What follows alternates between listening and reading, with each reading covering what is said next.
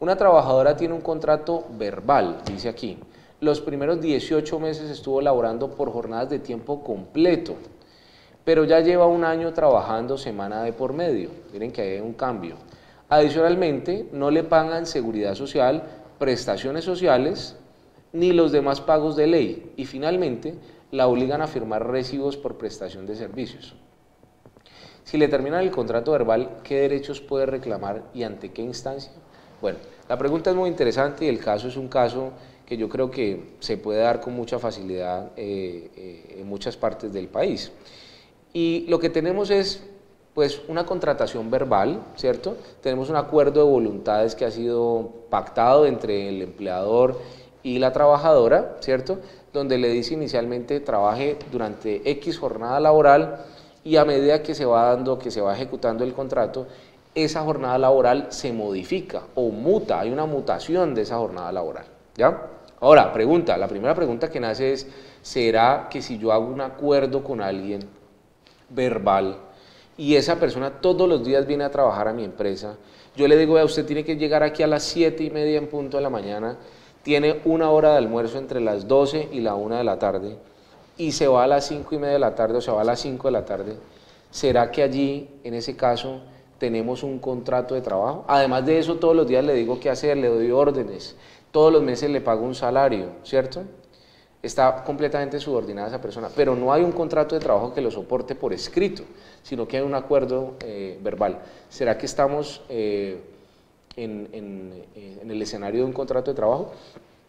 Pues la respuesta sin duda alguna es sí, y sin ningún tipo de titubeos. Sí hay un contrato de trabajo, y además de que hay un contrato de trabajo, pues hay un contrato de trabajo con todas las consecuencias que ello tiene, como es el caso de el pago del salario, el pago de prestaciones sociales, ¿sí? Cuando me refiero a prestaciones sociales me refiero a cesantías, intereses a las cesantías, el pago de la prima de servicios y el pago además de las vacaciones, que no es una prestación social, pero es un descanso remunerado al cual tiene derecho el trabajador en virtud del contrato que ha sido pactado.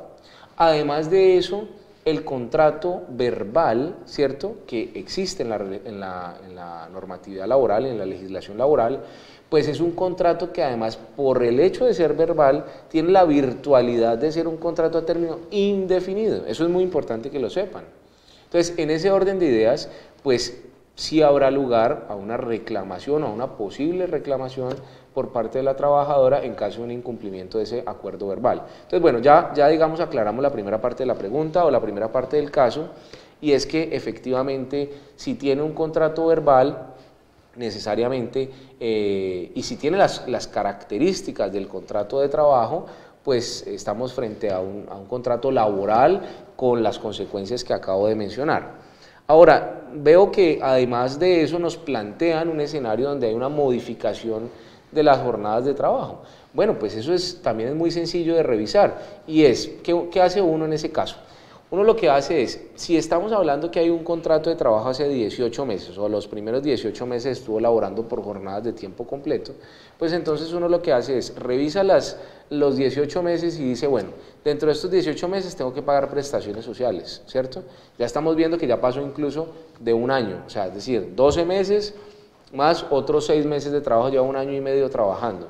En ese orden de ideas, pues, ya tiene que pensar en que le debió haber pagado, dependiendo del momento en el que empezó el contrato de trabajo, le debió haber pagado prima de servicios en el mes de junio y le debió haber pagado prima de servicios en el mes de diciembre.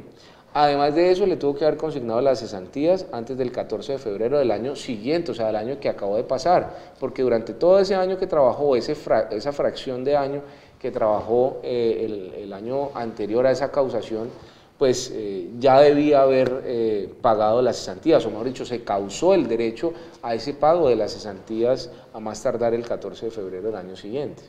Entonces, mire que allí las condiciones del acuerdo verbal que realizó, pues necesariamente están enmarcadas dentro de un contrato de trabajo y las obligaciones que ello supone. Si hay una modificación de la jornada laboral, ¿qué podemos hacer? Pues muy sencillo, lo que vamos a hacer es que si trabaja menos horas, pues se puede calcular el número de horas que trabaja por día y de esa manera va a haber una variación del salario en adelante y se deberá liquidar por esas horas de trabajo que realice o que ejecute ese trabajador o esa trabajadora, ¿ok? Entonces, esa será la modificación que deberá hacer, pero bajo el marco de las obligaciones de un contrato de trabajo. Eso es muy importante que lo tengan en cuenta. Ahora, si se termina el contrato verbal que dice aquí que tenía la persona, ¿qué derechos puede reclamar y ante qué instancia? E incluso habiendo firmado recibos de prestación de servicios como lo mencionan acá, pues es válido decirles y aclararles que los contratos de prestación de servicios necesariamente y por solemnidad, es decir, por un requisito que está en la ley, deben estar pactados por escrito. O sea que ya de tajo estamos descartando que el contrato sea un contrato de prestación de servicios porque no hay un contrato firmado. Entonces, en ese orden de ideas, pasamos a revisar si cumplen los requisitos del contrato laboral y pues digamos partiendo de la base de un supuesto como lo hemos revisado aquí en esta pregunta o en este caso, digamos que sí los cumpla, es decir, hay una subordinación, hay un pacto de horario, hay una remuneración directa a ese trabajador o a esa trabajadora que lo llamamos salario. En ese orden de ideas, pues ¿qué derechos puede reclamar en esa instancia? Pues lo que va a poder reclamar es el pago justamente de sus prestaciones sociales, como lo hemos indicado, el pago de los aportes al sistema de la seguridad social y el pago del concepto de salario o de salarios. Eso es muy importante. ¿Ante quién puede reclamar? Puede reclamar ante el Ministerio del Trabajo, por supuesto, que es un veedor, no toma una decisión final, no impone una condena, pero es un veedor y es una forma de acceder a un ente que permite llegar a una especie de conciliación con el empleador. Y también está el caso, o mejor dicho, pueden acceder a la jurisdicción ordinaria laboral a través de una demanda judicial donde hagan, planteen dentro de esa demanda y dentro de los requisitos de la demanda a través de un apoderado los derechos que le han sido conculcados o los derechos que le han sido transgredidos por parte de su empleador.